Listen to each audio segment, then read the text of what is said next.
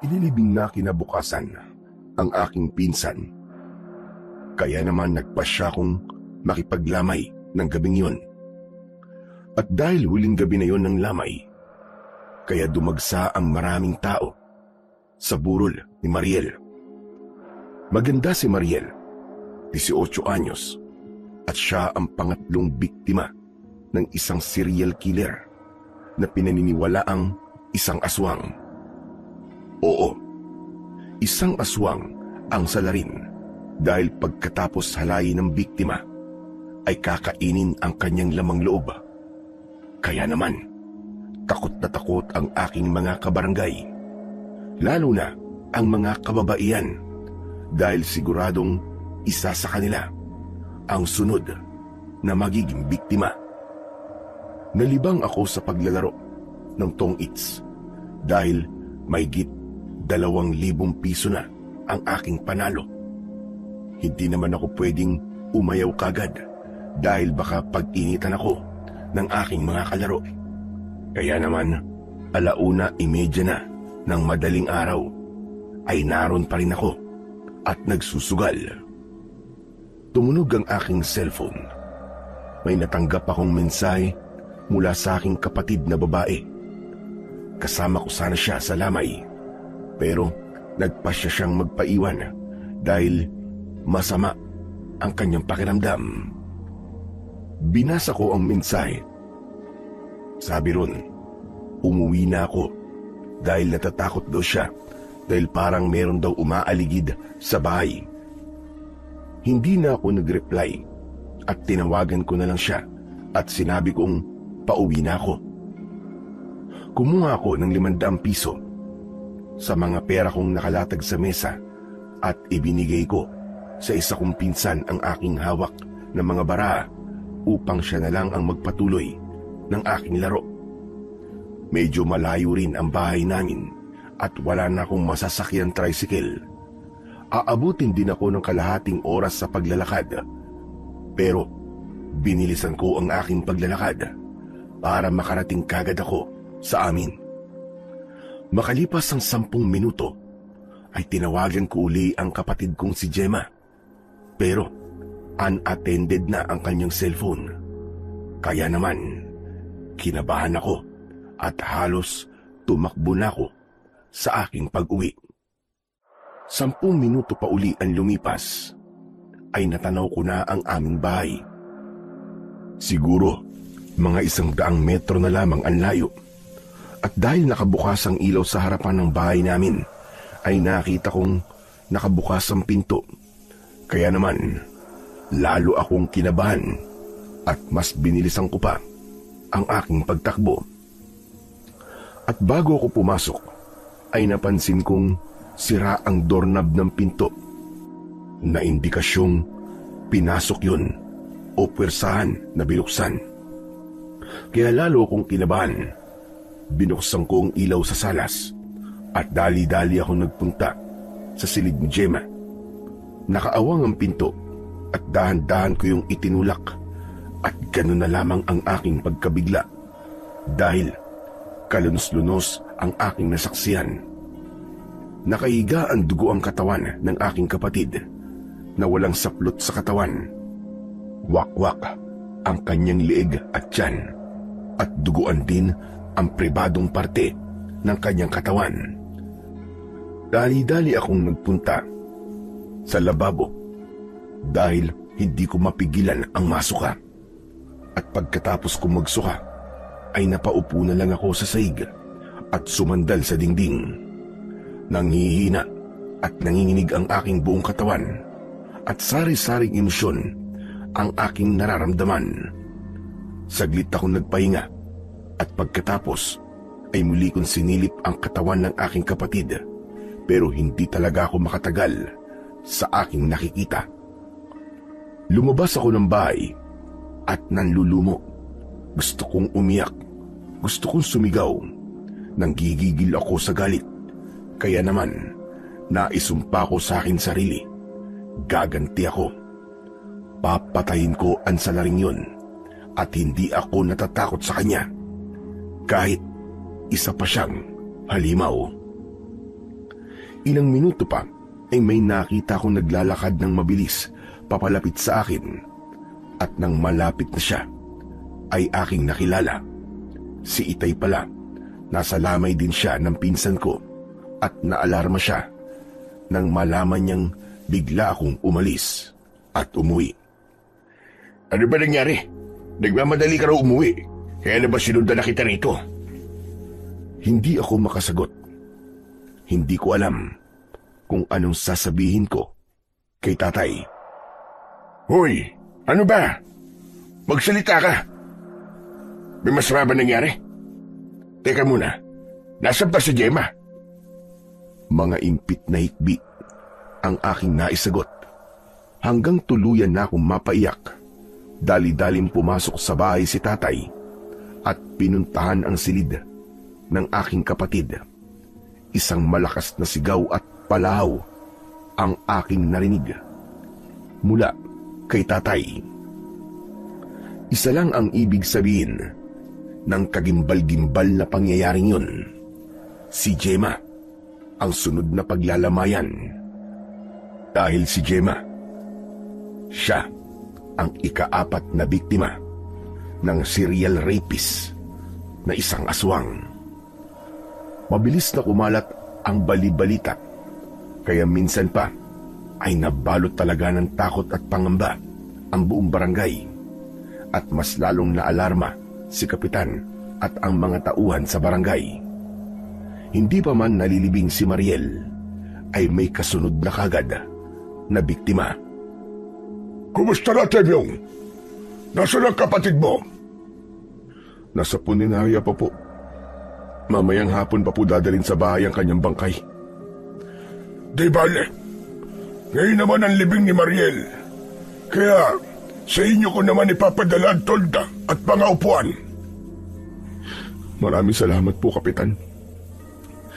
Siya nga po pala, kumusta na po ang ginagawang investigasyon ng mga pulis? Pang-4 na pong biktima ang aking kapatid. Pero wala pa rin po ba silang sospek? Wala pa nga, Temyong eh. Alam mo naman ng mga pulis, hindi sila naniniwala sa ganong kwento. Abay sabi nila, katang-isip lang daw ang mga aswang at ang iba pang mga maligno. Pero iba ang paniniwala ng ating mga kanayon. Kumbinsido silang isang aswang nga ang serial killer. Bakit po ayaw nilang maniwala na aswang ang salarin? Very obvious naman ho eh. Dahil nawawala naman loob ng mga biktima pagkatapos silang halayin at patayin. Ayon sa investigador, ay ganun daw talaga ang modus ng rapist. Kinukuha ang mga laman loob ng biktima. Nang sa gayon, ay mailigaw ang mga nag-iimbestiga. Pero kayo po ba, Kapitan Ingo? Ano po bang pinaniniwalaan nyo? Ay, wag ko. Hindi ko na rin alam. Natatakot na rin ako pero ayokong maniwala na isang aswang ang suspect. Dahil kung aswang nga siya, paano siya mahuhuli? Kahit naman po ako, ayoko rin maniwala sa isang tila alamat na kwento pero malakas ang kutubong hindi ordinaryong taon sa larin, kundi isang halimaw. At kung sino man siya, ay hindi na ako natatakot sa kanya. Dahil sisingilin ko siya. Ipaghihiganti ko ang aking kapatid. Pero sino nga ba ang aswang na yun? At saan ko siya matatagpuan? Samantala, ng mga sandaling yun, ay kampanting-kampante ang tunay na salarin. Sigurado ka ba, Kuya Bruno? Wala pang nakakahalata sa iyo. Paano nila mahahalata? Lahat ng naging biktima ko ay pinuntahan ko sa kanilang burol at nakihalubilo ko sa mga naglalamay. At paano nila ako paghihinalaan? Gayong isa kong barangay kagawad dito. At kung sakaling matigok si Kapitan, edi ako nang papalit sa kanya. Gusto mo bang tudasin ko na siya para ikaw na ang pumalit sa kanya? Kaya mo ba siyang sikmurain? Makunat na siya at amoy lupa. Siguradong hindi na masarap ang kanyang laman loob. Kung sa bagay, tama ka. Nakakawalang gana ang isang matandang makunat na katulad niya. Siya nga pala, kailan ka pupunta sa burol ni Gemma? Pupunta mamaya si Kapitan at ang buong staff ng barangay. Kaya obligado rin akong pumunta. Kahit naman doon sa mga nauna kong biktima. Pumupunta kami sa unang gabi ng burol. At ganun nga ang nangyari. Dumating sina Kapitan at ang kanyang mga kagawad, pati na rin ang ilang staff ng aming barangay.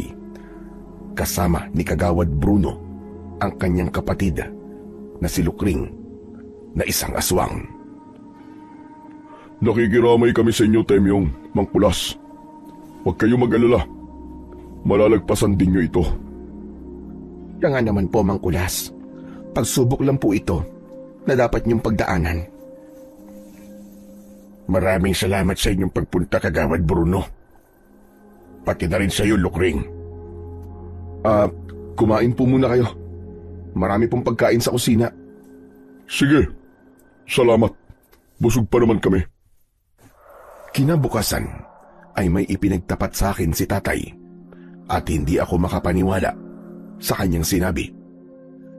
Anak, may suspect na ako sa mga nangyaring karumal-dumal na krimen dito sa ating barangay. Ha? Talaga po, Itay? Sigurado po ba kayo? Oo, anak. Sigurado ako. At siya'y walang iba, kundi ang hayop na yun. Si Kagawad Bruno. Ho? Nakakatiyak po ba kayo? Paano niyo naman po nalaman na siya yun? Hindi ako maaaring magkamali. Aswang si Bruno. Pati na rin ang kapatid niyan si Lukring. Hindi maipaliwanag sa akin ni tatay kung paano niya yun nalaman dahil meron siyang inililihim sa akin. Lingid sa aking kaalaman ay may dugo na kalahating tikbalang si tatay, kaya meron siyang kakayahang maramdaman ang sinumang malignong kanyang makakasalamuha. At ganun din si Bruno at Lukring. Naramdaman din nila na si tatay ay isa ring maligno. Naamoy mo rin ba? Oo, amoy na amoy ko na isang tikbalang si Mang Kulas. Kung naamoy natin siya, malamang naamoy din niya tayo. Ganun na nga. Kaya bistado na tayo. Delikado ang lagay natin. Ano ngayon ang ating gagawin? Papatayin ba natin si Mang Kulas? Hindi yung ganun kadali. Dahil may angkinding lakas at kapangyarihan ng isang tikbalang. Pero dalawa naman tayo, kuya. Ano kaya kung pagtulungan natin siya? Hindi tayo pwedeng magpadalos-dalos. Makiramdam muna tayo. Siyempre, naalerto na si Mang Kulas. Kaya alam kong lagi rin siyang nakaanda. Siguradong paghihinalaan kanyang ikaw ang bumiktima sa kanyang anak. Kaya re-resbakan kanya, panigurado yun. Wala siyang ebidensya na ako sa rin. Kaya hindi siya basta-basta gagawa ng marahas na akbang. Makiramdam na lang muna tayo. Dahil yun ang pinakamainam na pwede nating gawin. Hindi na nagbalik pa sina Bruno at Lukring sa mga sumunod na gabi ng burol. Pero naroon sila sa huling gabi ng lamay. At dahil nakukuryos ako sa sinabi ni tatay, kaya palihim kong minamatyagan ang kanyang mga kilos. Nakita ko siyang lumapit sa ataol ng aking kapatid. Nakasarado ang ataol dahil hindi kaaya-aya ang kanyang itsura. Walang magawang paraan ang make-up artist ng puninarya para ayusin ang muka ng kaawa-awa kong kapatid na si Gemma. Maganda naman ang itsura niya sa picture frame na nakapatong sa ataol. Nakita ko ang nakakaasar na ngiti ni Bruno habang pinagmamasdan ang maamong muka ng aking kapatid sa larawan.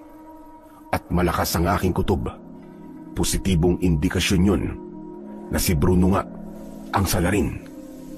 At dahil gusto kong makumpirma kung tama ang aking hinala, ay nilapitan ko siya at nagtanong ako sa kanya. Ano sa palagay mo, Kagawad Bruno? Naniniwala ka rin bang aswang ang rapist na serial killer? Ano ka ba naman, Temyong? 2025 na. Pero naniniwala ka pa rin sa aswang? Pero yun ang pinaniniwalaan ng halos lahat ng taga rito sa ating barangay. Karapatan ng bawat isa ang maniwala sa gusto nilang paniwalaan. Pero hindi ako naniniwala sa isang aswang hanggat hindi pa ako nakakakita. Eka nga to see is to believe. Gusto mo bang makakita ng tunay na aswang? May alam akong paraan. Huh? Talaga? Paano? Humarap ka sa salamin at may pangit na aswang kang makikita.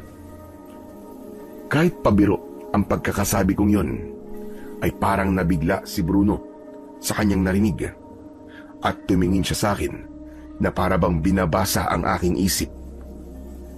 Kaya ganun din ako. Binasa ko rin ang kanyang mga mata at ang laman ng kanyang isip. Hindi ako sigurado sa aking naging konklusyon, pero nararamdaman ko tama ang sinasabi ni tatay.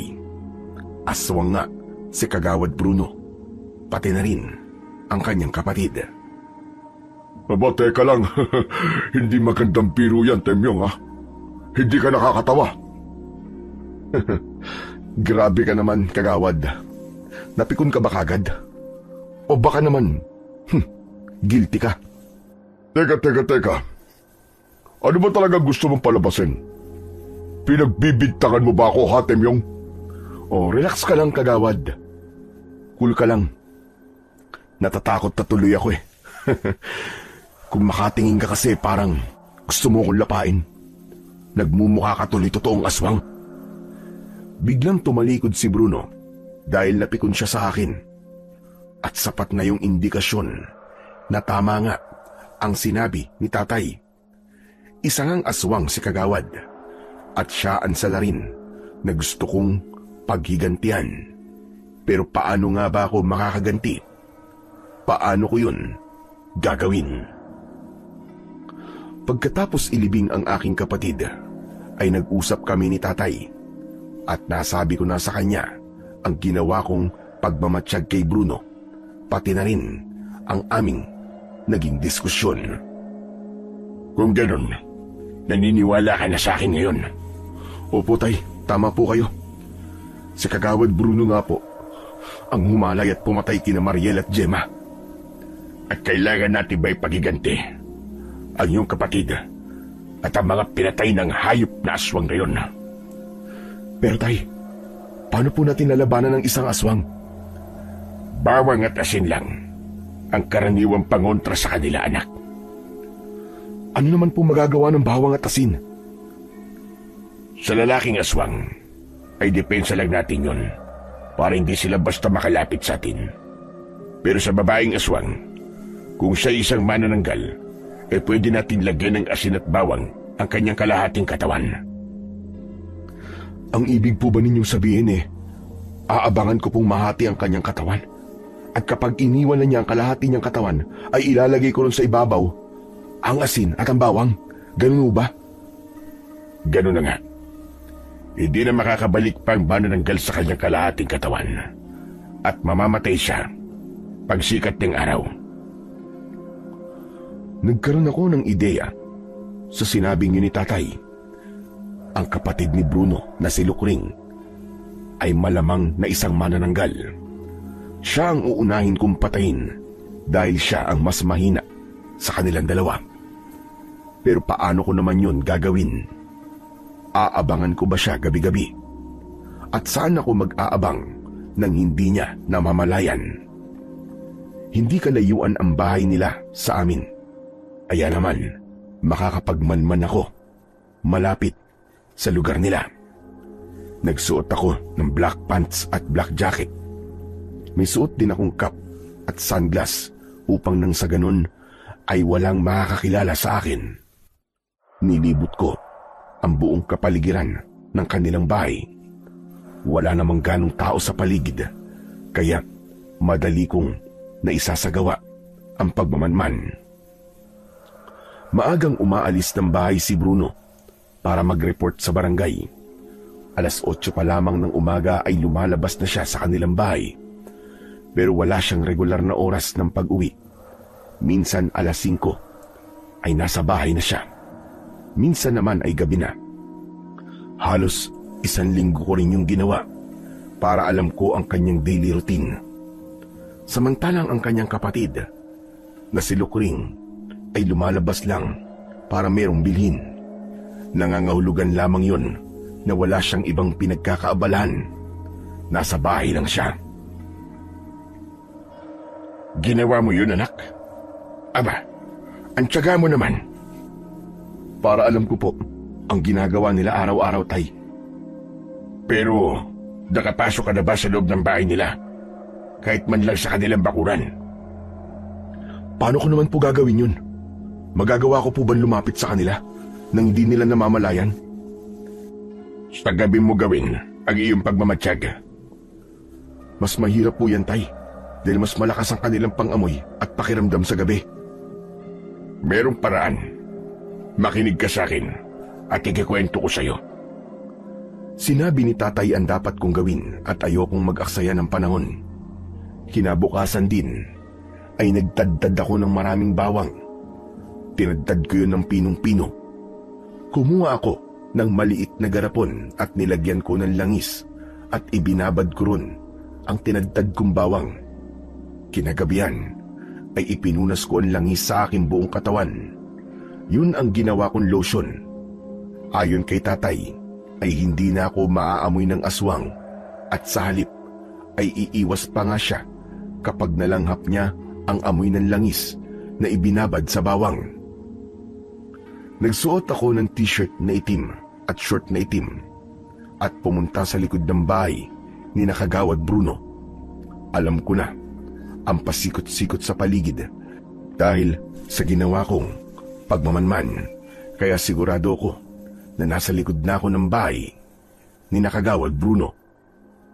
At nagkataon namang maliwanag ang buwan dahil 1 linggo na lang bago ang pagbilog nito. 11:00 pasado yun ng gabi. Ang sabi ni tatay, ang mga aswang daw ay nagtatransform pagsapit ng hating gabi.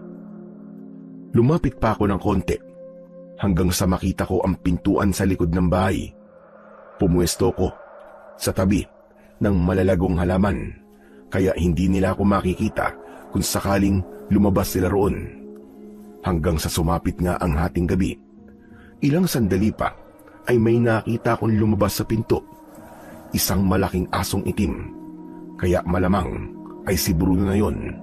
At lumabas din sa pinto ang lumilipad na kalahating katawan na may pakpak na katulad ng sa paniki. At dinig na dinig ko ang pagaspas ng kanyang pakpak mula sa aking kinatatayuan. At lumipad na siya ng mas mataas patungo sa aking kinaroroonan. Kaya naman kinabahan ako. Sumunod sa kanya ang aso na dumaan din mismo sa aking harapan. At halos himatayin ako sa sobrang takot. At ilang sandali pa ay wala na sila.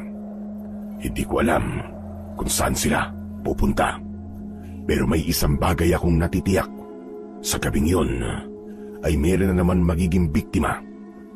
Ang 2 aswang. Bumalik din ako sa bahay at ikinuwento ko kay tatay ang aking nasaksiyan.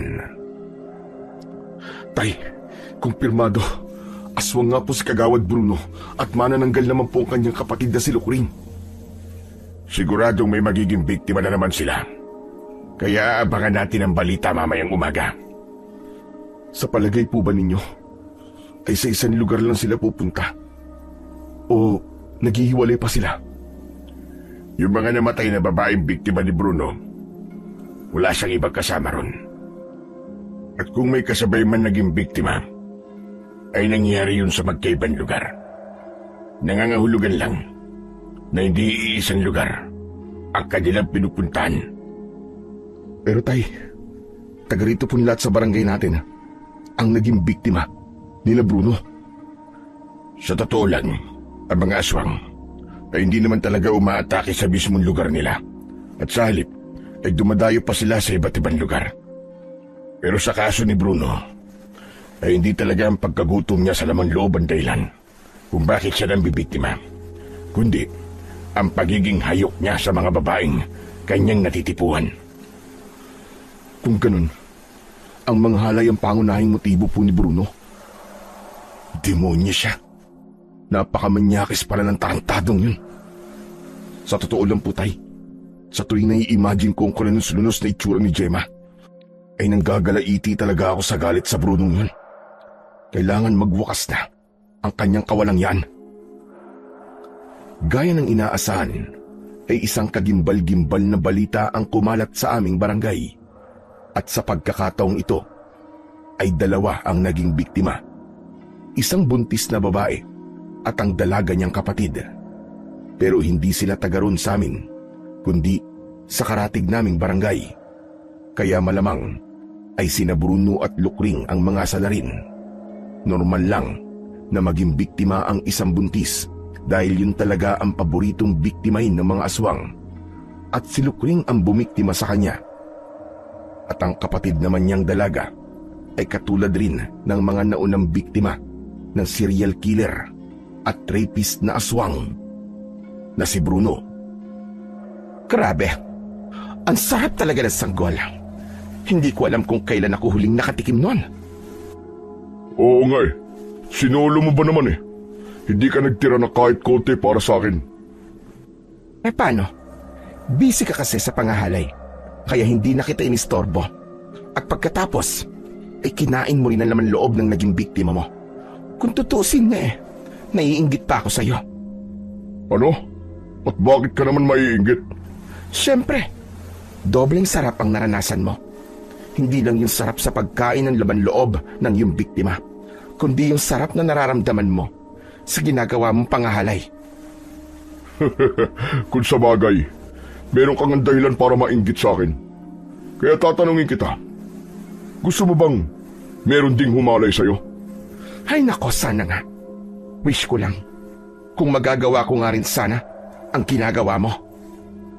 Paano mo naman magagawa yun? Kung naiiwan sa bahay ang kalahati ng iyong katawan. Kaya nga malabo na mangyari yon. Ay siya nga pala, paano na pala sila Mangkulas at Temyong? Malamang, alam na rin nila na ikaw ang serial killer. Paano kung ilaglag nila tayo? At sa palagay mo maniniwala sa kanila mga pulis? Pinagtatawanan nga nila ang mga nagsasabing aswang daw ang serial killer. Hindi ang mga pulis ang pinangangambahan ko, kundi ang ating mga kabarangay. Paano kung magkwento sa kanila ang mag-amang yon? Baka pagkaisahan tayo ng buong barangay. Kilala ako sa buong barangay at magandang naging pakikisama ko sa kanila. Kaya hindi nila paniniwalaan sila Temyong at Mangkulas. May punto si Bruno sa sinabi niyang yon, dahil wala talagang maniniwala sa amin ni tatay kung sasabihin namin ang aming nalalaman, at maging si Kapitan ay hindi maniniwala sa amin dahil close silang dalawa ni Bruno. Ganun pa man ay sinubukan ko pa rin kausapin si Kapitan dahil siya man ay naniniwalang aswang nga ang serial killer, pero wala siyang kaalam-alam na kasama niya sa araw-araw sa barangay hall ang tunay na salarin. Grabe na talaga ang mga nangyayari, Kapitan. Panglima na ang sunod na biktima. Oo nga eh. Pero nagpapasalamat pa rin ako.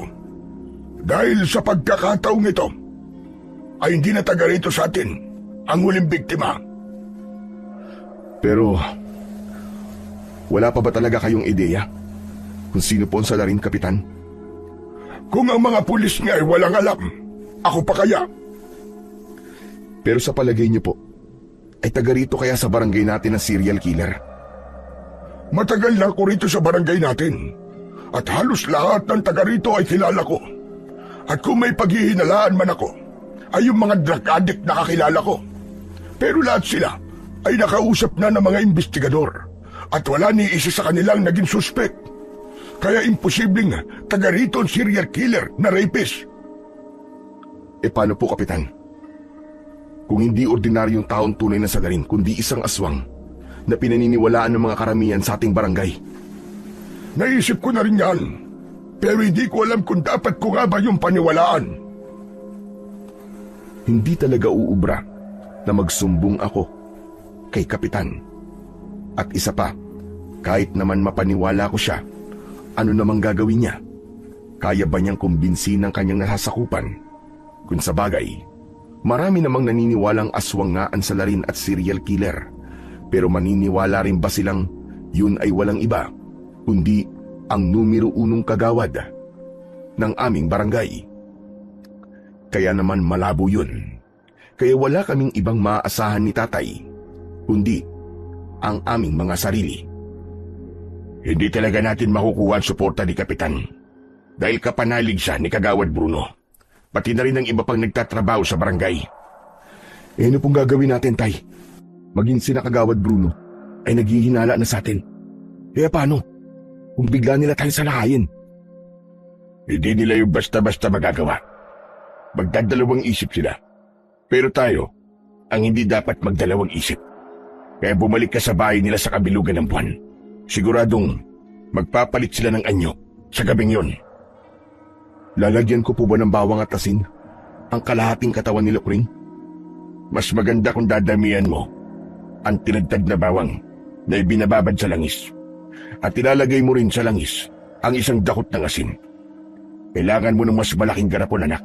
At yung mismong langis ang ibubuhos mo sa kalahating katawan ni Lukring. Nang oras din na yon, ay nagdagdad ako ng maraming bawang. Tinadtad ko yon ng pinong-pino at ibinabad ko sa langis na nakalagay sa mas malaking garapon. Nilagyan ko rin yun ng isang dakot na asin at 3 araw na nakababad ang bawang at asin sa langis. Kaya mas concentrated ang bisa nun. Kinagabihan ay bilog na bilog ang buwan, kaya ginawa ko ang dati kong ginawa. Nagpunas uli ako ng langis sa aking buong katawan at yung dating damit uli ang aking isinuot. At nagpunta ako sa bahay ni Kagawad Bruno. 11:30 ay naroon na ako sa dating pwesto sa tabi ng mga malagong halaman. At minsan pa, katulad ng aking inaasahan, ay lumabas uli sa pintuan sa likod ng bahay ang isang malaking asong itim at ang kalahating katawan ni Lukring na lumilipad sa ere. At nang mawala na sila, ay nagpalipas muna ako ng ilang minuto bago ako pumasok sa pinto na kung saan ay lumabas ang magkapatid na aswang. At nang magawi ako sa kusina, ay nakita ko ang kalahating katawan ni Lukring. Nakatayo sa tapat ng lababo at bigla akong kinabahan. Nilapitan ko yon habang hawak ko sa aking mga kamay ang garapon na may langis. Na-curious ako, kaya pansamantala kong ipinatong sa mesa ang hawak kong garapon at lumapit ako sa kalahating katawan ng manananggal. Nagtataka ako dahil walang anumang bahid ng dugo ang ibabaw ng putol na katawan. Para lang isang puno na nilagari at naputol. At dahil sa aking curiosity, ay inililis ko ang palda ng kalahating katawan at tumambad sa aking mga mata ang mapuputing hita ni Lukring. Makinis ang kutis at malapad ang balakang. Kung sa bagay, kahit naman hindi kagandahan si Lukring, ay maputi siya at maganda ang hubog ng katawan. Hindi ako nakontento, kaya hinubad ko ang suot na palda. Kaya naman, lalo kong nakita ang kaputian at kaseksiyan ng kalahating katawan ng manananggal. Hindi ko akalaing yung kalahating katawan lang ang naging aswang dahil tao pa rin ang kalahating katawan. Napako ang aking tingin sa mapuputing hita ni Lukring at tanging bikining itim ang saplot sa pang-ibaba niyang katawan. Grabe! Hanip talaga! Ang puti ng kanyang hita at legs. Flawless! At bakit ganitong nararamdaman ko? Pambihira! Nanginginig ang katawan ko at kung ano-ano naglalaro sa isip ko. Luminga ako sa paligid at nakakita ko ng maliit na tuwalya.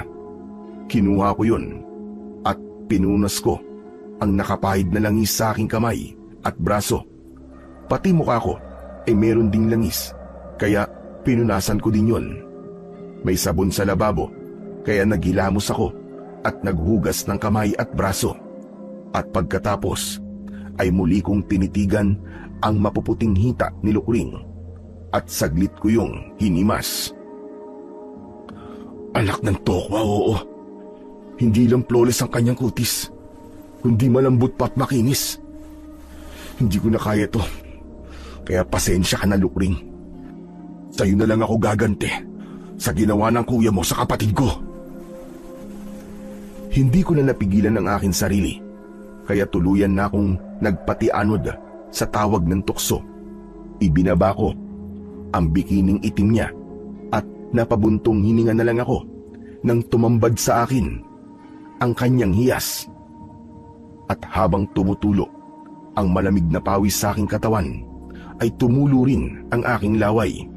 At sa pagkakataong yun, ay masasabi kong ako ay tulad na rin ng isang aswang at isang manananggal, ang aking biktima.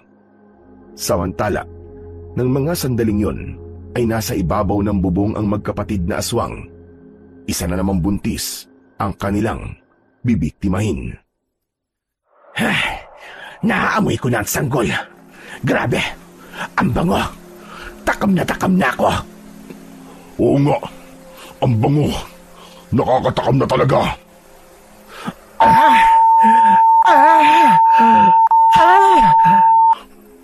Uy, Lukring, ano ba nangyayari sa'yo? Ang sarap, Kuya Bruno. Ang sarap. Ang sarap talaga. Grabe ka naman sa imagination mo. Nararamdaman mo bang para ka nang kumakain ng sanggol ngayon? Hindi ganun, Kuya Bruno. Ang pakiramdam ko, ako ang kinakain. Bakit ganun? Bakit ang sarap?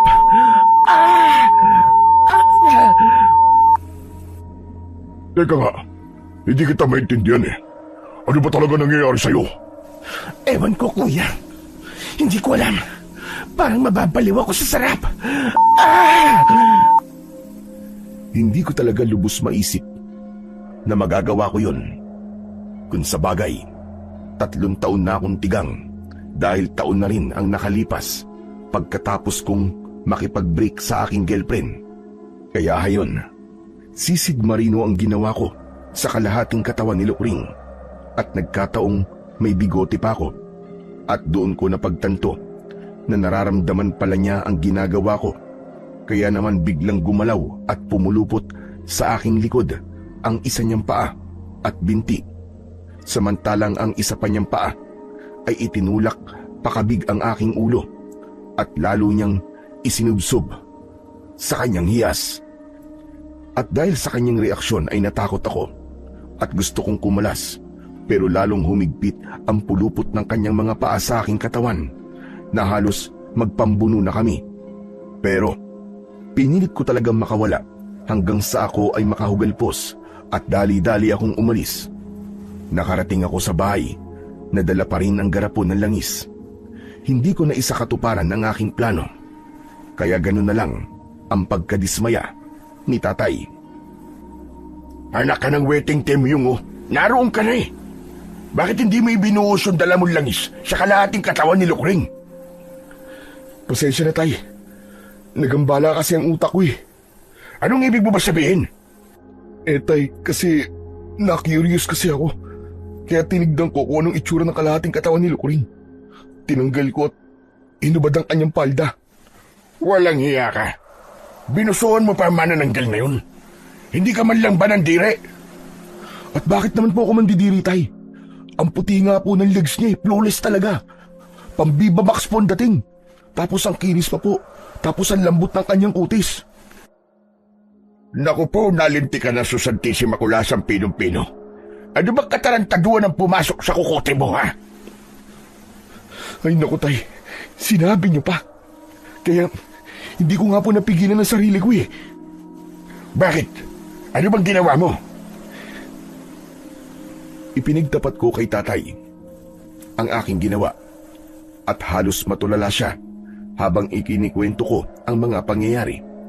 Hindi siya makapaniwala sa kanyang narinig. Grabe ka, Temyong. ibang klase ka rin. Hindi ko lubos maisip na magagawa mo yun. Bakit tay? Nai-imagine niyo po ba ang naging eksena namin ni Lukring? Sinabi mo pa, para tuloy ako nanonood ng Viva Max. Pansin ko nga po tay.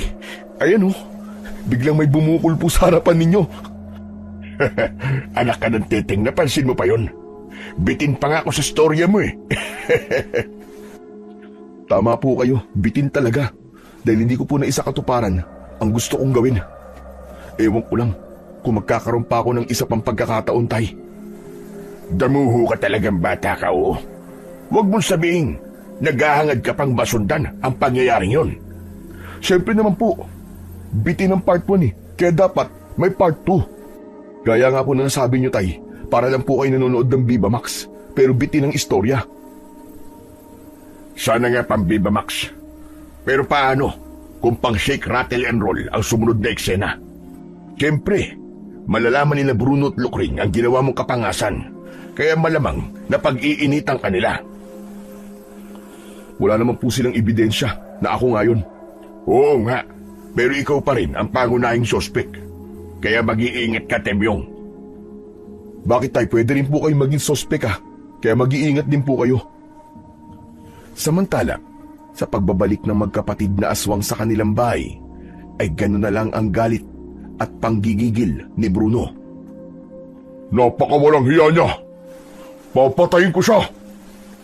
Relax ka lang, kuya. Kumalma ka lang. Paano ako magiging kalmado? Pinagtangkaan kang halayin ng hudas na yun. Hindi naman big deal sa akin yun, kuya. Sa katunayan nga nag-enjoy pa ako sa ginawa niya eh. Umayos ka, Lukring ha? Ngayon ko lang nalamang malandi ka pala. Pwede ba, kuya? Humarap ka muna sa salamin bago mo ako pagsabihan ng ganyan. Mas masahol pa nga ang ginagawa mo eh.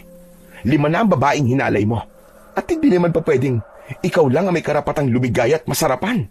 Siyempre ako rin. Pero nalagay sa peligro ang buhay mo, Lukring. Paano? Kung lagyan niya ng bawang at asin ang kalahati ng katawan mo. Nakita naman natin yung patak ng langis sa saig, di ba? Amoy bawang na may asin. Pati yung tuwalya ko, may langis ding amoy ng bawang. Sa tingin ko, ayun talaga ang binabalak niya. Natuksulan siya sa kalahati mong katawan. Kaya hindi niya itinuloy ang masama niyang plano. Kaya nga, buhay pa ako. Kaya wag kang high blood masyado, kuya. Forget about it, my dear brother. Cool ka lang. Hindi ako matatahimik hanggat hindi ko nalalaman kung sino ang manyakas na yun. At walang ibang pwedeng gumawa nun, kundi si Mang Kulas. O kaya naman, ay si Temyong. Malamang si Temyong yon. Dahil naramdaman ko, meron siyang bigote. Napaliyad pa nga ako sa sobrang kiliti. Talaga lang ha? Humanda siya sa akin. Dahil papatayin ko siya. Yan ang wag na wag mong gagawin. Dahil ako ang makakalaban mo. O hindi. Nalintikan na. Mukhang na-inlove pa yata sa akin si Lukring. Pero okay lang, dahil pabor yun sa akin. Hindi ako basta-basta makakanti ni Bruno, dahil meron na akong kakampi. At dahil doon, ay madali kong maisa sa katuparan ang aking paghiganti. Pero kailangan ko ng mas maingat at mabisang plano. Kaya pag-iisipan kong mabuti ang susunod kong hakbang. At dahil pare-pareho naming alam ang mga nangyari, kaya magpapakiramdaman muna kami. Isang araw, habang ako ay naglalakad sa kalsada, ay sinundan ako ni Lukring. Napansin ko yon, pero nagkunwari akong hindi ko alam na nakabuntot siya sa akin. At nang medyo malayo na ang nalalakad ko, ay huminto ako at nilapitan ko siya. Sinusundan mo ba ako? Hindi Baka nagkataon lang na pareho tayo ng pupuntahan. Bakit, Temyong? Saan ka ba pupunta? Diyan lang sa malapit na karinderya. Aba, doon din ako pupunta eh. Kung gusto mo di sabay na tayong kumain. Bakit, ililibre mo ba ako? Sure. Walang problema. Sigurado ka? Malakas akong kumain. Okay lang. Basta, kakainin mo rin ako. Ha? Anong sabi mo? Ang sabi ko bilisan natin. Dahil gutom na ako. At sabay nga kaming nagtanghalian ni Lukring. At habang kumakain, ay pinakikiramdaman namin ang isa't isa. Walang imikan habang kami ay sumusubo at ngumunguya. At makailang beses ding nagtama ang aming paningin. Pero hindi naman magawang titigan ang isa't isa dahil parang napapaso kami at naiilang na rin. Napansin ko siya na pangiti-ngiti kaya't ako ang bumasag ng katahimikan. Lukring, bakit parang pangiti-ngiti ka riyan? May nakakatawa ba? Wala. Bakit may problema ba? Bawal na ba ang pagngiti ngayon? Hindi. Okay lang. Walang problema. Pero bakit ka nga ba napapangiti? Ano bang nagpapangiti sa'yo? Wala yon. May naalala lang akong masayang pangyayari. Talaga? Gaano naman kasaya? Ay nako, kung alam mo lang. Super saya talaga. Nung isang gabi lang nangyari. At sana nga, maulit muli eh. At sa susunod, wag nang patago. Madali naman akong kausap eh. Alam ko ang mensaheng binitiwan ni Lukring sa akin. Lalo na't sinamahan pa niya yon ng pilyang ngiti habang nakatitig ng malagkit sa akin. Very obvious namang nagpe-flirt siya sa akin. Pero patay mali siya lang ako na para bang wala akong alam. Kahit pa alam kong bistado niya na ako. At isa pa, ayokong magkaroon ng special na koneksyon sa kanya. At higit sa lahat, ay ayokong mahulog ang loob ko sa kanya dahil magiging malaking hadlang yon para maisakatuparan ko ang aking paghihiganti. Teka muna. Bakit sa akin mo yan sinasabi? Kasali ba ako ron? Alam mo, Temyong, pwede kang maging artista. Ang galing mo kasing umarte. Ang kaso, maigpit ako. Kaya bagsak ang acting mo. Galingan mo pa, para naman makumbinsi ako. Hindi ko alam kung didiretsahin ko na ba siya dahil yun ang nararamdaman kong gusto niyang mangyari, ang magkaprangkahan na kami. Pero kailangan maging maingat ako at dapat nakalkulado ang bawat na magiging hakbang ko. Gusto kong tapusin na ang aming usapan, kaya tumingin ako sa aking relo. Naku, paano ba yan? May pupuntahan pa pala ako. Kailangan ko nang umalis. Teka, may natitira ka pang pagkain, oh. Ubusin mo muna. Sayang naman. Busog na ako eh. Kailangan ko nang umalis. Ang daya mo naman. Iiwan mo na ako pagkatapos mo kumain. Eat and run ang tawag dyan. Pasensya ka na talaga, Lukring. O siya, maiwan na kita. Salamat sa libreng tanghalian. Tumayo na ako at humakbang ng ilang hakbang palayo. Pero may biglang pumasok sa isip ko, kaya napahinto ako at binalikan ko siya. Teka, may nakalimutan pala akong sabihin.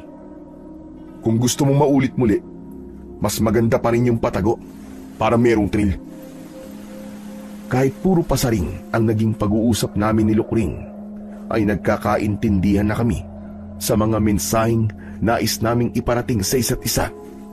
Hindi namin magawang magkaprangkahan dahil pareho kaming naiilang, dahil alam naming nakakahiya pa ring pag-usapan ang namagitan sa amin, at kung ano nga ba ang susunod na kabanata ay hindi namin alam. Pero may isang bagay na pareho naming natitiyak. Nananabi kami at nasususpense kung ano nga ba ang sunod na mangyayari. Ganun pa man ay hindi ko dapat makalimutan ang pangunahing kong layunin, ang maipaghiganti ang aking kapatid. Mabilis na lumipas ang 2 linggo at may nadagdag na namang biktima si Bruno, dahil isa na namang bangkay ng magandang babae ang natagpuang patay at hinalay. Isang batang-bata at 15 anyos na babae mula sa aming karatig na barangay. Pambihira. Wala talagang patawad si Bruno. Kahit sino na lang na kanyang makursunadahan. Wala siyang pinipili at sukdulan na ang kanyang kademonyohan. Opo tay, tama kayo. Kaya kailangan po na matapos na po ang kanyang kasamaan. Oo anak, lahat naman ng bagay ay mayroong katapusan. Kaya darating din ang kanyang katapat. Pero tay, kailan pa po yun? Hindi ko na mahihintay pa ang araw na yun. Kailangan makaisip na ako ng paraan kung paano ko siya papaslangin. Kalimutan mo na ang binibalak mo. Dahil sigurado mapapahama ka lang. Bakit tay? Wala na ba talaga kayong balak na bigyan ng hustisya ang sinapit ni Gemma? Napatawad yun na po ba si Kagawad Bruno sa karumal-dumal niyang ginawang kawalang yan? Siyempre hindi. Dahil pwede naman tayong gumanti at maningil sa ibang paraan. Po? Teka. Ano pong ibig niyo sabihin, tay? Tapusin mo na ang iyong naumpisan. Palayin mo rin at patayin si Lukring. Ganun naman talaga ang plano ko, tay. Hihintayin ko ang sunod na pagbilog ng buwan at sa gabi niyong ko'y sasakatuparan ng aking pag-iigante hanggang sa dumating na ang araw na aking pinakahihintay. Samantala, dumako naman tayo sa bahay ni Lukring. Nanggaling ako sa bahay ng dati kong classmate nung high school pa kami at may kapitbahay silang buntis. Kaya natatakam na naman ako, kuya. Hindi na muna ako sasama sa'yo dahil may iba akong pupuntahan mamaya. May bago rin akong prospect. Hindi na lokal, kundi imported. Isang sexy at magandang Amerikana. Sa wakas, ay makakatikim din ako ng ibang lahi. Ibang klase ka talaga, Kuya Bruno. Habang tumatagal, ay nagle-level up na ang iyong kamanyakan. Hindi mo pa kasi nararanasan tumirik ang iyong mga mata sa sobrang kaligayahan. Maiintindihan mo rin ako kapag nakarating ka na sa ikapitong langit. Huwag kang mag-alala. Malapit na, Kuya Bruno. Dahil pupuntahan ko rin ang sinasabi mong ikapitong langit. Matagal ko nang pinaghandaan ang araw na yon.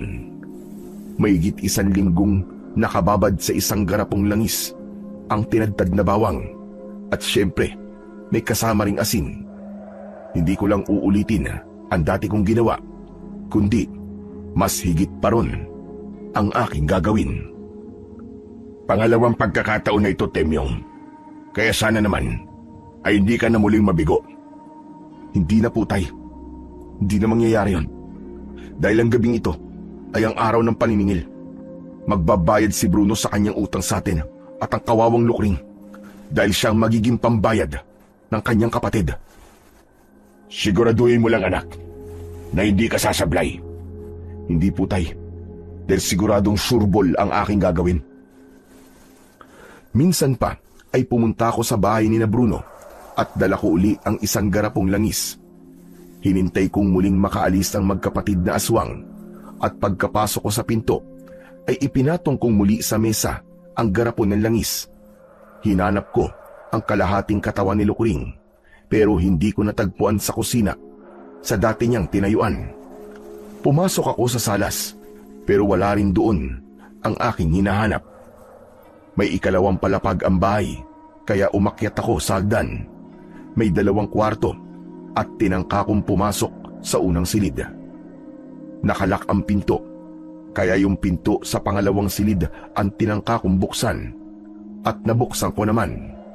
Madilim sa loob, kaya kinapa ko ang switch ng ilaw at nang bumukas ang ilaw ay tumambad sa aking harapan ang kalahating katawan ni Lukring na nakatayo sa gilid ng kama. Wala nang suot na kahit na anong saplot, kaya biglang bumilis ang pintig ng aking dibdib at napalunok na lang ako habang nakatitig sa matambok na pisngi ng langit. Para itong isang sundalo na naka-full battle gear at handang-handa sa isang umaatikabong bakbakan. Naamoy ko rin ang napakabango niyang pabango, kaya para akong bakal na hinahatak ng kalahating katawan ni Lukring na para namang isang magnet. Ibang klase ka, Lukring. Talagang pinaghandaan mo ang gabing ito. Kaya huwag kang mag-alala. Dahil sulit ang iyong paghahanda. Dadalhin talaga kita sa langit. Pero ikinalulungkot ko. Dahil pagkatapos kitang dalhin sa langit, ay itutulak naman kita sa impyerno. Grabe. Ang sexy mo talaga. nanggigigil na ako sa'yo. Bagamat nanggigigil ako, ay sinikap ko pa rin kontrolin ang akin sarili. Hindi ko kailangang magdali, kaya dinahan-dahan ko lang. Inihiga ko sa kama ang kaakit-akit na kalahating katawan ng manananggal. Inumpisaan kong halikan ang kaliwa niyang talampakan at pagkatapos ay hinalikan ko rin ang dulo ng pinakamaliit na daliri ng kanyang paa. Pataas ang ginawa kong paggalik mula sa daliri patungo sa ibabaw ng paa, paakyat sa binti, sa likuran ng tuhod hanggang sa hita. At pagkatapos ay isinunod ko namang halikan ang kanan niyang talampakan at pareho lang ang aking ginawa. Kung ano ang ginawa ko sa kaliwa ay ganun din ang ginawa ko sa kanan hanggang makarating ako sa gilid ng langit. Hindi ko kagad tinumbok ang kanyang hiyas at ang paligid dito ang aking hinalik-halikan. Samantala ng mga sandaling yon ay nakahiga sa bubong ng isang bahay si Lukring. Pinapakiramdaman niya at ninanamnam ang aking ginagawa. Walang iya ka, Temyong. Masyado mo naman akong sinususpense. Pero okay lang. Gusto ko yan. Para merong thrill. Kaya sige lang, ganyan nga. You're doing a very good job, my dear. Ilang sandali pa ay ginawa ko na ang pinakahihintay ni Lukring. Dahan-dahan ko nang pinaglaruan ang perlas ng silangan. At para namang nakarinig ng awit na lupang hinirang ang aking harapan dahil matikas itong tumayo at sumasaludo pa. At naramdaman ko ang talampakan ni Lukring na hinahagod ang aking likod. Ang sarap! Sige lang, ganyan nga, Temyong. Huwag kang bibitaw. Hayop ka talaga. Mababaliw ako sa sarap. Alam kong gustong-gusto ni Lukring ang aking ginagawa dahil napapaliyad pa siya. Kaya naman, mas binilisan ko pa ang paghagod ng aking muka sa pagsisid sa perlas. Kaya naman, habol hininga ang pag-ungol ni Lukring sa ibabaw ng bubong at unti-unting tumirik ang kanyang mga mata dahil sa nakakabaliw na ligayang kanyang nararanasan. Habang pabilis ng pabilis ang aking paghagod, ay palakas naman ng palakas ang ungol ni Lukring na sinabayan pa ng malakas ding pag-alulong ng aso. Ang maliwanag na bilog na buwan ay nagtago sa ulap na parabang nahihiya sa kanyang naririnig at nasasaksihan. Hindi na ako nagpapigil at hinubad ko na ang suot kong short dahil maging si Junjun ko ay gusto na ring sumisid sa perlas, hindi lang sa bandang silangan kundi pati na rin sa kanluran. At tunay ngang masikip ang lagusan papuntang langit. Aray ko po! Ang sakit! Dahan-dahan lang, Temyong! Masakit talaga! Nakailang beses din akong labas-pasok sa makipot na pinto hanggang sa makarating ako sa langit. Saglit akong humiga at nagpahinga dahil pakiramdam ko ay naubos ang aking lakas. Biglang pumasok sa isip ko ang garapong may lamang langis, kaya tumayo kagad ako at nagbihis.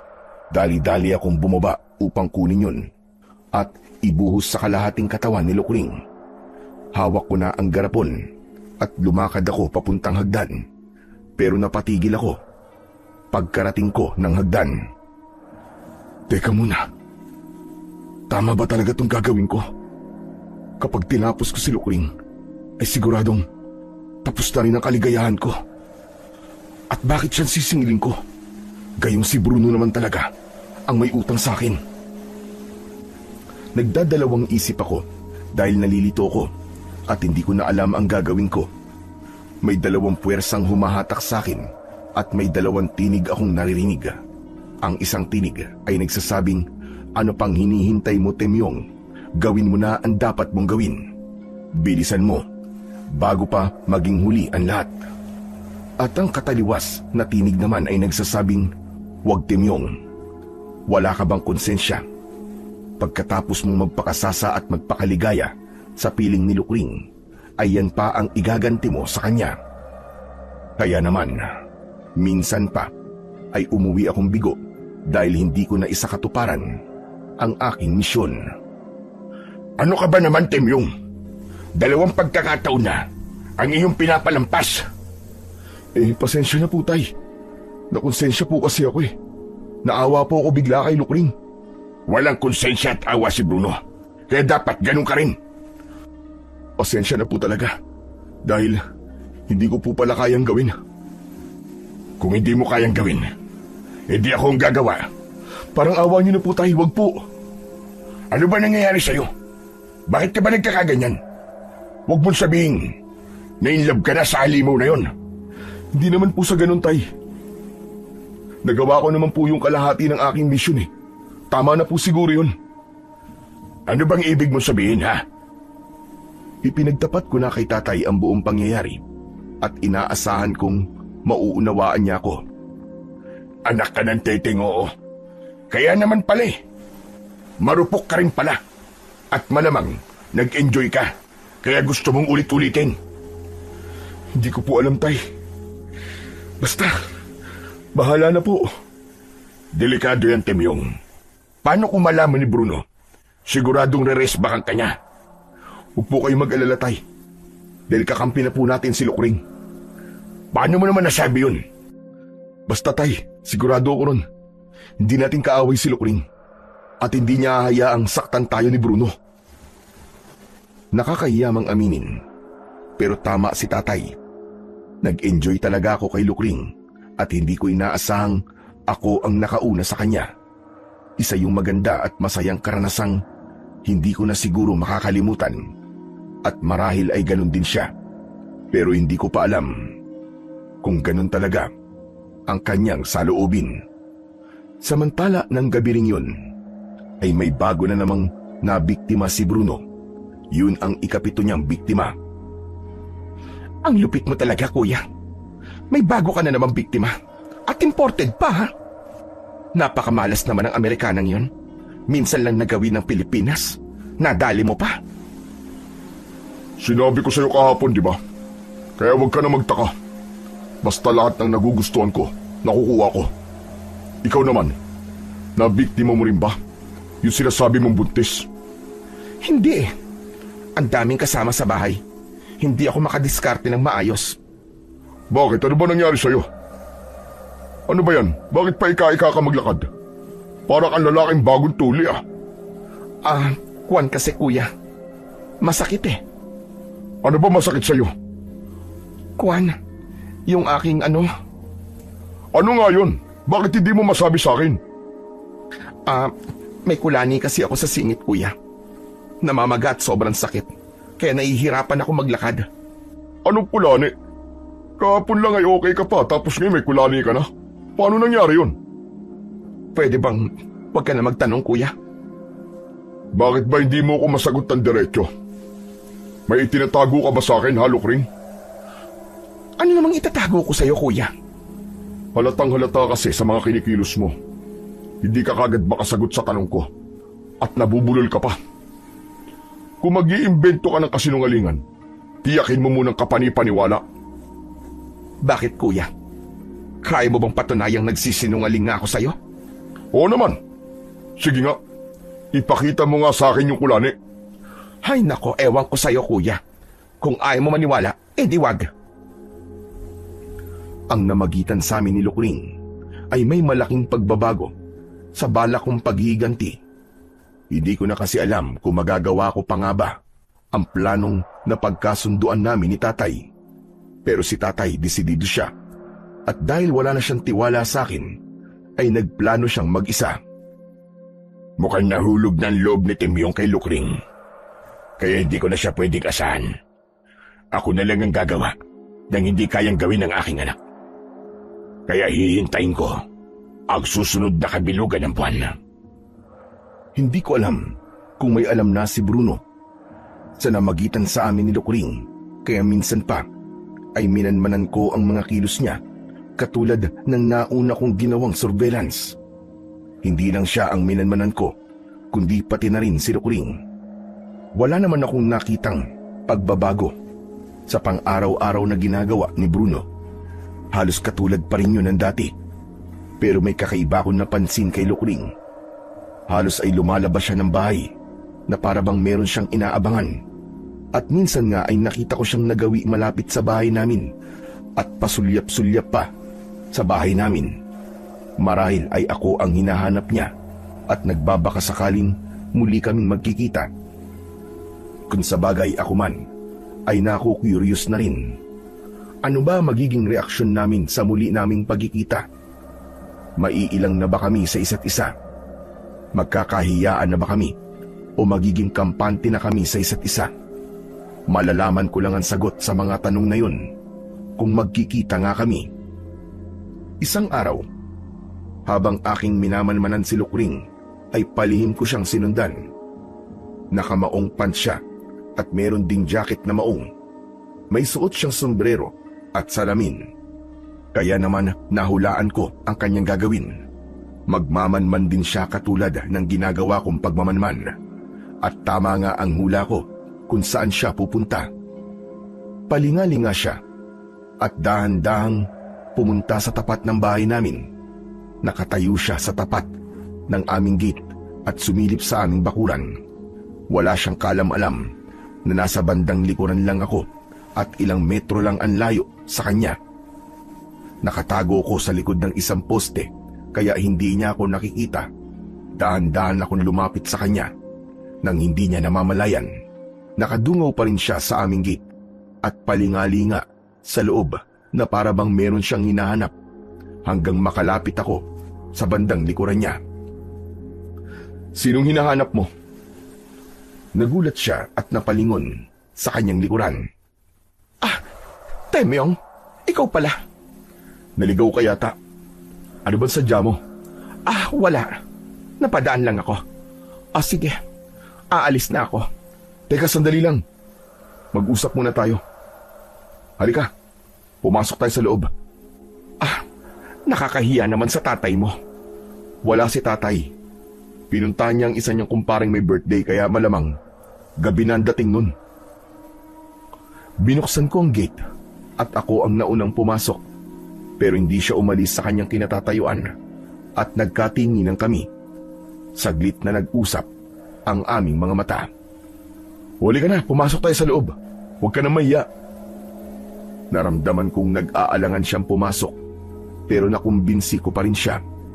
At habang naglalakad kami papasok sa loob, ay biglang bumilis ang tibok ng aking dibdib at unti-unting nag-init ang aking katawan dahil bigla akong naisip ang mga namagitan sa amin, lalo na nang malanghap ko ang amoy ng mabango niyang buhok, amoy shampoo, kaya malamang ay naligo muna siya bago umalis ng bahay. At nang makapasok na kami sa loob ng bahay, ay nagtama uli ang aming paningin at lalong bumilis ang tibok ng aking dibdib. At halos pareho kaming napasok sa malagkit naming pagtitig sa isa't isa. At kahit walang sinasambit na salita ang mga mata naming nag-uusap, ay nagkaintindihan kami dahil maliwanag ang mensaheng gusto naming iparating sa isa't isa. Hindi ko na napigilan ang aking sarili. Kinabig ko siya at hinalikan sa labi. At hindi naman siya pumalag at sa halip ay yumakap pa siya sa akin at naging madiin ang paglalapat ng aming mga labi. Mainit at nag-aalab. At nang kami ay bumitaw at nagkatinginan, nag-usap na naman ang aming mga mata at minsan pa ay muli ko siyang hinalikan. Mas madiin, mas maalab at mas matagal, kaya naman halos mapigtal ang aming hininga nang magbitaw ang aming mga labi. Nagkatinginan uli kami at pareho kaming napangiti at biniro ko pa siya. "Ano? Masarap ba?" "Oo naman, Temyong. Alam mo bang, ikaw ang aking first kiss." "Talaga? Ang swerte ko naman kung ganun." "Ikaw ba? Nasarapan ka rin ba sa aking halik, ha, Temyong?" "Siyempre, masarap ang mga labi mo eh. Pero ano, Temyong? Sabihin mo." Mas masarap halikan ang isa mo pang labi." Yung isa mong labi na may perlas. Ano ka ba? Huwag mo na nga yung ipaalala sa akin dahil tumatayo ang mga balahibo ko. Ako rin, Lukring. Pero hindi lang ang balahibo kong tumatayo kapag naaalala ko yun. Ay nako, ikaw talaga. Napakapilyo mo. Pero nagustuhan mo naman ang kapilyuan ko, di ba?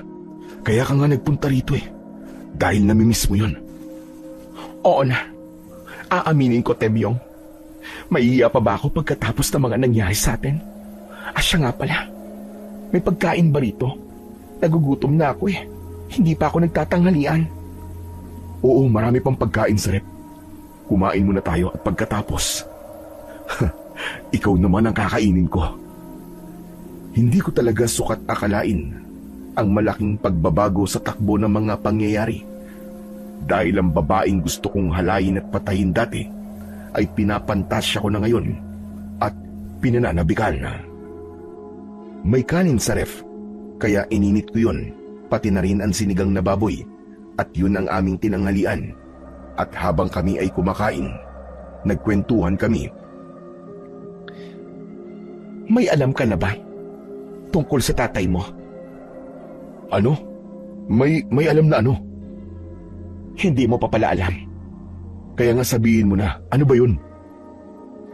Alam mo kasi, Temyong, may lahing tikbalang ang tatay mo. Ano? Hindi ako makapaniwala sa aking narinig. Pero nakumbinsi ako ni Lukring, kaya naman bigla akong nalungkot dahil may lahi din pala kami na halimaw at hindi ko alam kung may dugong halimaw din ako. Teka, change topic tayo. Iba na lang ang pag-usapan natin. Anong gusto mong pag-usapan natin, Temyong? E di yung tungkol sa ating dalawa at sa masaya nating adventure. Sa totoo lang, Temyong, parang ayokong pag-usapan ng bagay na yan dahil nahihiya ako sa'yo. Pagkatapos ng nangyari, magkakahiyaan pa ba tayo? Wala ka naman pwedeng itago sa akin eh dahil nakita ko ng lahat. Kaya nga nahihiya ako sa'yo dahil sa halip na itago ko ay ibinuyang-yang ko pa. Bakit? Sulit naman ah. Dahil naging masaya ka naman, di ba? Oo. Yung una masarap. Pero yung sumunod masakit na. Hindi ko naman kasi akalaing birhin ka pa pala. Pero huwag ka mag-alala. Dahil yung kasunod ay masarap na, hindi na masakit. Ano ka ba? Huwag mo nga akong tignan ng ganyan. Tapos, mapang-asar pa ang ngiti mo. Pagkatapos naming kumain, ay binuksan ko ang TV at naghanap ako ng pwede naming panoorin. Samantala ng sandaling yon, ay umuwi na si Bruno para magtanghalian at nagtaka siya dahil hindi niya nadatnan doon ang kanyang kapatid. Saan kaya nagpunta ang Lukring na yun? Ngayon ko lang siya nadatnang wala rito at hindi rin siya nagluto. Anak ng tokwa. Wala akong kakainin. Saan kaya nagpunta ang babaeng yun?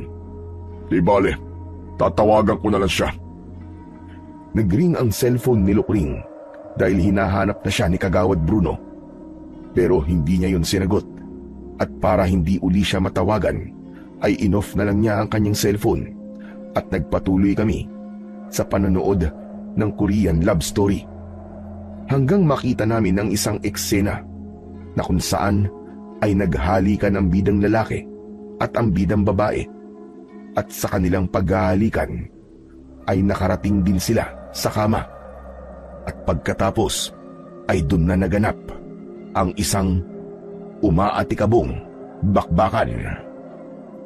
Nagkatinginan kami ni Lukring at syempre, ano pa nga ba ang sunod na mangyayari kundi katulad din ng aming pinapanood na eksena.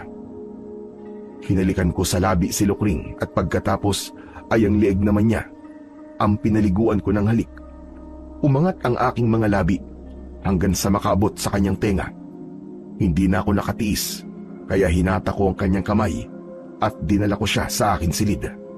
At minsan pa ay naglapat ang aming mga katawang sabik at sa pagkakataong ito ay hindi lang kalahati kundi ang buong katawan niya ang aking kaniig. Oo, nagsanib ang aming nag-aalab na katawan at nagtampisaw kami sa tubig ng kaligayahan at nagpakalunod ang aming mga hayok at uhaw na laman. Nagpakasaya kami ng gusto na parabang yun na ang huling araw ng aming buhay dahil magugunaw na ang mundo kinabukasan. Pero nakakapagod din pala ang magpakasasa sa kaligayahan dahil makailang beses kaming umakyat at nakarating sa ikapitong langit. Halos maubos ang aming lakas, kaya naman nakatulog kami ng mahimbing. 8:00 pasado na ng gabi nang ako'y magising. Pero si Lukring ay mahimbing pa rin natutulog. Tumayo ako at nagpunta sa banyo para maligo. At nang mga sandaling yon ay dumating si tatay. Lasing siya dahil nakipag-inuman siya sa kanyang kumpare. Napansin niyang nakabukas ang aking silid, kaya pumasok siya at laking gulat niya nang makita niyang nakaiga sa kama si Lukring at walang saplot sa katawan. Anong ibig sabihin nito?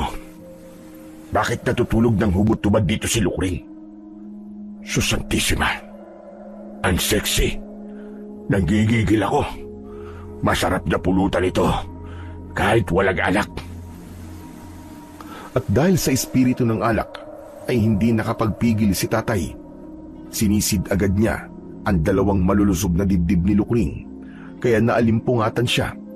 Pero nanatili siyang nakapikit dahil antok pa rin siya. Pero hindi siya pumalag at nagpaubaya na lang sa pag-aakalang ako ang humahalik sa kanya. Ano ba? Ano ba, Temyong? Huwag mo naman ako masyadong panggigilan. Tuloy-tuloy lang si tatay sa kanyang ginagawa na parabang walang naririnig. Grabe ka naman sumibasip. Para ka mauubusan. Pero sige, bahala ka. Hindi ko babasagin ang trip mo. Bumaba ng bumaba ang ulo ni tatay hanggang makarating doon. At yun naman ang kanyang pinanggigilan. Temyong, ano ba? Dahan-dahan naman. Ilang beses mo nang ginawa yan pero gutom na gutom ka pa rin. Gigil na gigil talaga si tatay at sa kanyang panggigigil ay nakagat niya ang bagay na yon. Aray, ano ba? Bakit mo kinagat? Naantala si tatay sa kanyang ginagawa dahil biglang bumangon si Lukring at nagulat siya nang makita niya si tatay at tinakpan niya ng kumot ang kanyang hubad na katawan. Ikaw pala yung matanda ka. Daig mo pa ang asong ulol na hayok sa laman. Bakit akong sinisisi mo? Dadatnang kitang nakabuyang yan eh. Siyempre, hindi ako tatanggi sa grasya at baka mabulag pa ako. At sa lahat ng ayoko, ay yung nabibitin ako. Dahil na siguro sa labis na kalasingan, ay naging marahas si tatay. Hinatak niya ang kumot na nakatakip sa katawan ni Lukring, kaya nasilayan niya uli ang hubad na katawan na kanyang pinanggigigilan. Bastos ka talagang matanda ka! Hayop ka! Di bastos na kung bastos. Sinunggaban ni tatay si Lukring at minsan pa ay pinanggigilan niya ito. Nagpupumiglas naman ang dalaga at sumigaw pa ito na nakatawag sa akin ng pansin habang ako'y naliligo. Nagkataon namang may sabon pa ang aking ulo at katawan, kaya dali-dali akong nagbuhos at nagbanlaw. Masyadong naging mabilis ang pangyayari, kaya biglang nagbagong anyo si Lukring. Nahati ang kanyang katawan at siya ay naging isang manananggal. Nagbago rin ng anyo si tatay bilang isang kabayo at naging tikbalang, at silang dalawa ay naglaban. Kung tutusin ay mas malakas si tatay, pero hindi nawala ang epekto sa kanya ng alak kahit pa siya ay nagbago na ng anyo. Masikip sa loob ng bahay kaya sa labas sila nagpatuloy ng pakikipaglaban. At nang makalabas ako ng banyo, pinanood ko sila. Agilid si tatay dahil ilang beses siyang natumba dahil sa kalasingan. Nakita kong duguan ang kanyang leeg at katawan dahil sa kalmot ni Lukring. Mahaba kasi ang kanyang mga kuko. Tama na yan! Magsitigil kayo! Lukring, maawa ka sa tatay ko! Huwag kang makialam dito! At lalong huwag kang magmamakaawa sa kanya! Pasensya ka na, Temyong. Hindi kita mapagbibigyan. Kailangan kong ipagtanggol ang aking sarili. Pareho silang palaban at ayaw magpaawat Kaya wala akong ibang nagawa kundi ang manood. Dehado talaga si tatay dahil hindi niya mahagip si Lukring. Hindi tumama ang kanyang suntok at tadyak, samantalang si Lukring ay aatake. At kapag nakatama ng kalmot, ay lilipad pataas. At habang tumatagal ang laban, ay parami ng parami ang kalmot ni tatay hanggang mabalot na ng dugo ang kanyang katawan. Biglang may pumasok sa isip ko. Nagpunta ako sa kusina at kinuha ako ang garapon ng langis na may nakababad na bawang at asin. Pinuntahan ko ang kalahating katawan ni Lukring at ibinuhos ko ron ang langis. Pumulo at bumula ang langis na nasa kalahating katawan ng manananggal at unti-unti itong nalusaw. Para kasing asido ang epekto ng langis sa nabuhusang kalahating katawan. Napasigaw si Lukring dahil sa sobrang sakit at nawalan siya ng kontrol sa paglipad at bumagsak siya na gumugulong sa lupa. Nagpilit siyang muling lumipad pero naubos ng kanyang lakas. Nangisay siya at naghingalo hanggang sa tuluyan ng malagutan ng hininga. Samantala, si Itay naman nagbalik na sa anyong tao at isinugod ko siya sa ospital. Pero makalipas lamang ang 15 minuto ay binawian din siya ng buhay dahil naubusan siya ng dugo. Dahil sa pagkamatay ni Lukring ay alam kong ako ang pag-iinitan ni Bruno, kaya nagsumbong ako kay Kapitan. Ikinuwento ko sa kanya ang buong pangyayari. Hindi siya makapaniwala kaya isinama ko siya sa bahay namin. May mga kasama rin siyang mga barangay tanod. Meron din siyang isinamang pulis at investigador. Mabuti na lamang at naroon pa rin ang bangkay ni Lukring na nasa anyong tao na, pero hati pa rin ang kanyang katawan. At ang kalahating katawan niya ay nalusaw mula bewang hanggang tuhod, kaya binti at paa na lang ang natira. Nakita niyong ebidensya, Kapitan. Kaya sigurado naman na maniniwala na kayo. Oo, totoo nga. Pero nasa na si Kagawad Bruno? Alam ba niya ito? Hindi ko po alam kung nasa na siya. Pero malalaman din niya ang pangyayaring ito. Ano po bang gagawin niyo rito sa bangkay ni Lukring? Siyempre, dadalhin niya sa punerarya. At abangan natin kung kukunin ni Bruno ang bangkay ng kanyang kapatid. Mag-aalas 11 na ng gabi. Kaya pinakiusapan ko si Kapitan na bigyan ako ng proteksyon. Kaya may 2 pulis at 5 barangay tanod ang nagbantay sa akin. Hindi ko agad naiburol si tatay dahil kailangan pang i-autopsy ang bangkay niya. Samantala, si Lukring naman ay sa punerarya na lang ibinurol dahil ayaw ni Bruno na doon sa bahay nila paglamayan ng kanyang kapatid. Mabilis na kumalat sa buong barangay ang aking kwento. At nag-viral pa ang interview sa akin ng isang sikat na vlogger. At dahil doon ay marami na ang natakot at nangilag kay Bruno. Pati na rin ang mga kaibigan at kasama niya sa barangay ay nagbago na ang pakikitungo sa kanya. Walang matibay na batayan ang aking akusasyon, pero marami ang naniniwalang si Bruno ang serial killer. Ang bira. Pati ba naman kayo, Kapitan? Naniniwala rin sa kwentong barbero? Pero paano mo ipapaliwanag sa akin ang kalahating katawan ng kapatid mo si Lukring? Bakit akong tinatanong nyo?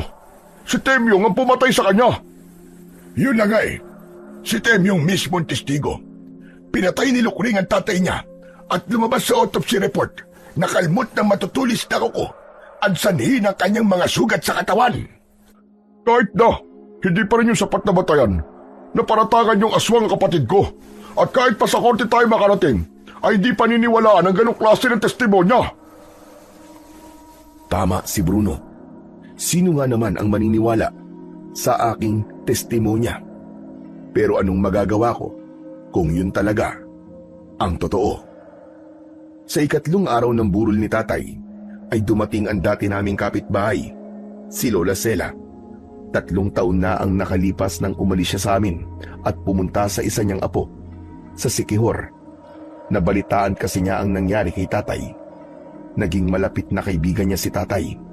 May kasama siyang isang babaeng hindi naman niya kaano-ano.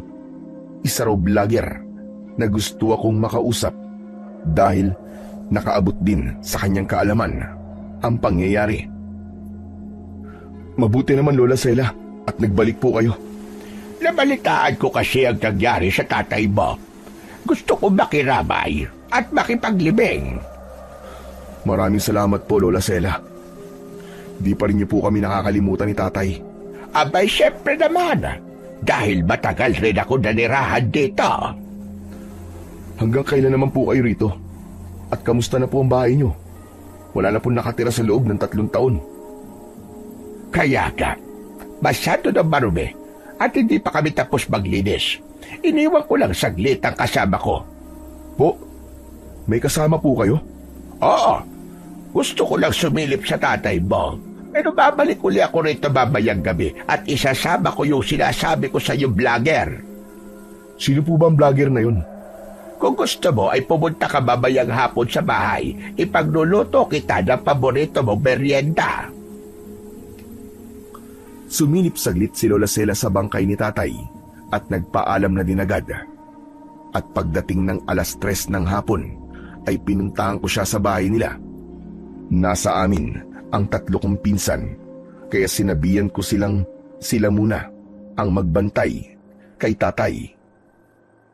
Tama-tama ang dating mo, Temyong. Kakatapos ko lang magluto ng merienda. Opo, Lola Sela, naamoy ko nga po ang ginataang saging at kamote na may langka. Bigla po tuloy ako nagutom. O sige, halika. Maupo ka at ipaghahanda kita. Siya nga pala, gusto kitang ipakilala sa kasama ko, si Erika. Erika? Siya naman si Temyong. Kumusta ka na, Erika? Ikinagagalak kitang makilala. Ikinagagalak din kita makilala, Temyong. Sabay kaming nagmerienda ni Erika. Iniwan muna kami ni Lola Sela para mabigyan kami ng privacy. Maganda si Erika, may pagkamistisa at maganda rin ang hubog ng katawan. Kumbaga, artistahin ang dating. Erika, matagal ka na bang vlogger? Bago pa lang. May 3 months pa lang ako. Pero malapit nang mamonetize ang YouTube channel ko. Talaga? Ang galing naman. Tungkol ba sa yung content mo? Tungkol sa mga kababalagan at paranormal stories. At dahil nag-viral yung interview sa'yo ng isang vlogger, kaya interesado rin akong interviewin ka. Mabuti na lang. At kilala ka ni Lola Sela. Kaya hindi ako nahirapang hanapin ka. Mabait si Erika at masarap kausap. Kaya maliban sa mga bagay na gusto niyang malaman tungkol sa aking naging karanasan, ay marami pa kaming ibang bagay na napag-usapan at mabilis kaming nagkapalagayan ng loob. Kinagabihan ay nagpunta ulit si Lola Sela sa burol ni tatay. Kasama niya si Erika.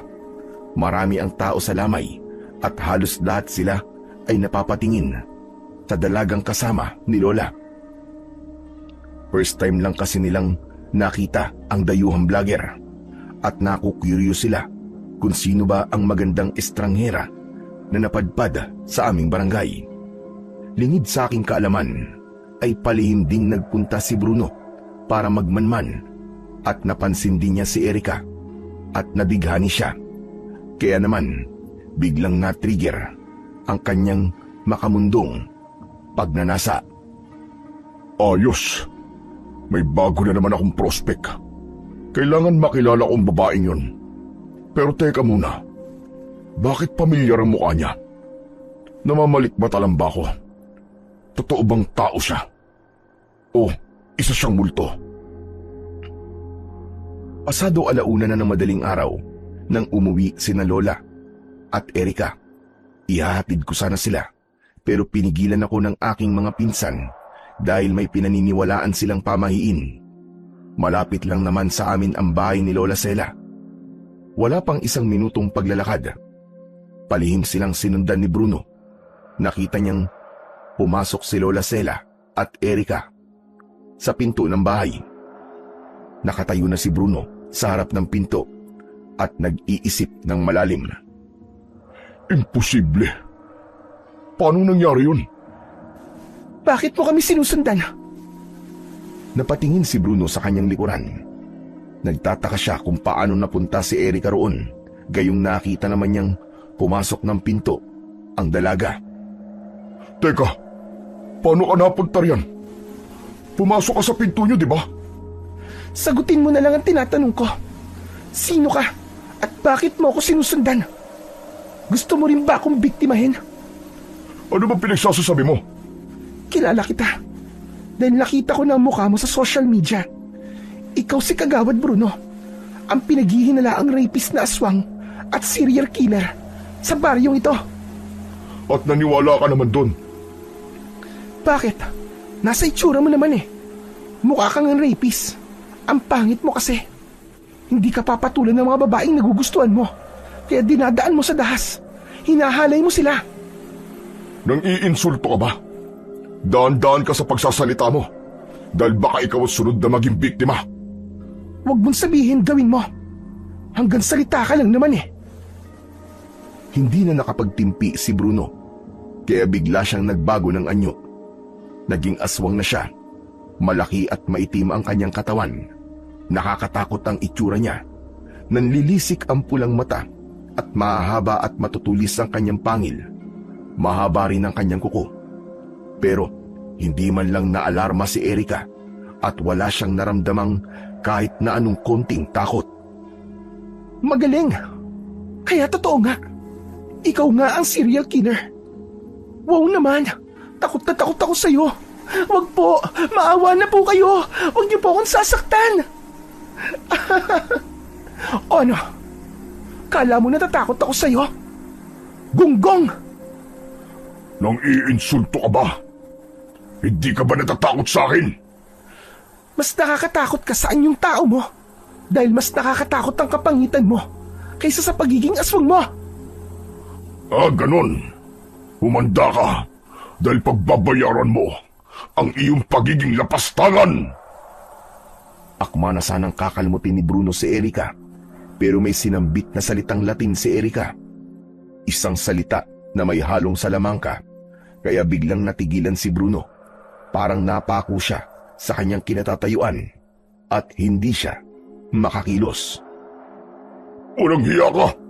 Anong ginawa mo sa akin? Bakit di ko maigalaw ang aking mga paa at kamay? Ginamitan mo ba ako ng mahika?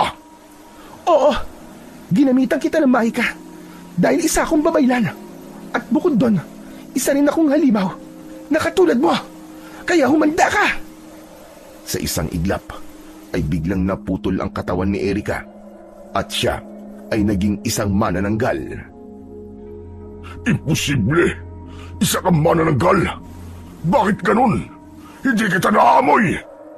Dahil kaya kong itago ang aking pagkalimaw sa kapwa ko aswang at manananggal. Kaya humanda ka. Dahil ito na ang magiging katapusan mo. Teka, sandali! Anong gagawin mo?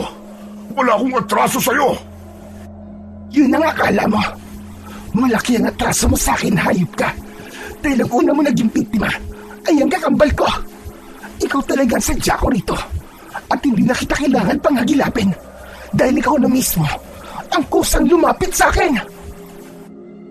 Kaya pala pamilyar ang mukha mo. Ang buong akala ko ay isa kang multo. Kakambal ka pala ni Angelica. Mabuti naman at natatandaan mo pa. Inimbita lang si Angelica ng isa niyang kaibigan na mabakasyon dito.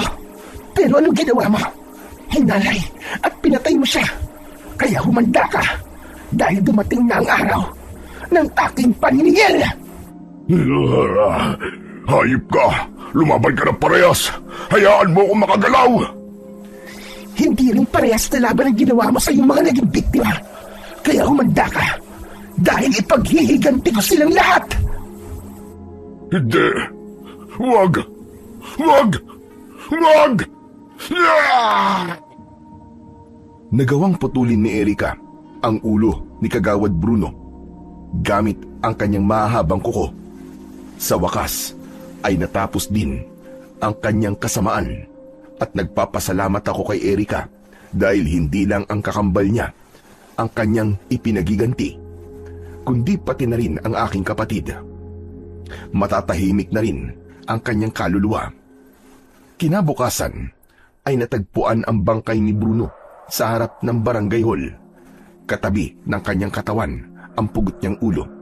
At dahil doon ay nabago ang paniniwala ng mga mamamayan sa aming barangay. Hindi raw si Bruno ang serial killer dahil sino raw ang maglalakas loob na pumatay sa isang kilabot na aswang. Ngunit meron pa ring ibang naniniwalang si Bruno nga ang serial killer. At natutuwa sila dahil matatapos na rin ang mga nangyayaring krimen. Kasama na sa mga natuwa si Kapitan Ingo. Mabuti naman, Kapitan. At naniwala kayo. Hindi ako sigurado. Pero yun ang gusto kong paniwalaan. Maniwala kayo, Kapitan, dahil nakita ko mismo si Kagawad Bruno, ang aswang. Sana nga, Temyong. Sana nga'y tama ka. Upang nang sa ganun ay matapos na ang mga nangyayaring krimen dito sa ating baryo. Makalipas ang ilang araw, ay inilibing na si Tatay at kinabukasan ay sabay namang inilibing sina Bruno at Lukring. Sa wakas ay matatahimik na rin ang aming barangay. Pero sa kabila ng lahat ay mananatili pa rin ang katanungang sino ang pumaslang kay Kagawad Bruno. Lumipas pa ang ilang araw ay nanatili si Erika sa aming lugar. Madalas kaming magkwentuhan kaya naman naging malapit kami sa isa't isa. Unti-unting nahulog ang loob ko sa kanya. Pero pinipigilan ko ang aking sarili. Hanggang sa sumapit ang kabilugan ng buwan, 12:30 na ng madaling araw. Pinuntahan ako ni Lola Sela. Oh, Lola Sela. Ano po sadya nyo? Oras na po ng gabi. Nawawala kasi si Erika. Ho? Nawawala? Ano pong ibig nyo sabihin? Magkasabay kaming naghapunan. Una siyang nakatulog at natulog na rin ako. Tapos nagising ako pasado 11:00. Napansin kong nakabukas ang silid ni Erika at wala siya roon. Inisip kong baka meron lang siyang pinuntahan.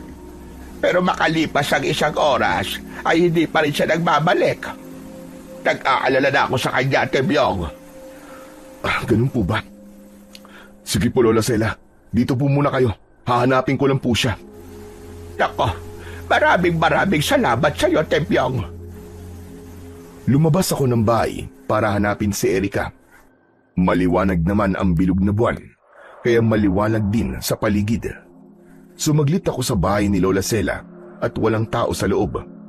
Lumabas ako sa likod ng bahay at laking gulat ko dahil may nakita kong kalahating katawan sa tabi ng malaking puno. Bigla kong kinabahan at kahit natatakot ako ay nilapitan ko pa rin ang putol na katawan. At napaisip ako, kaninong katawan ito? Kay Erika ba? Isa rin ba siyang manananggal? Bigla ko tuloy naalala si Lukring at kung ano-anong pumasok sa isip ko.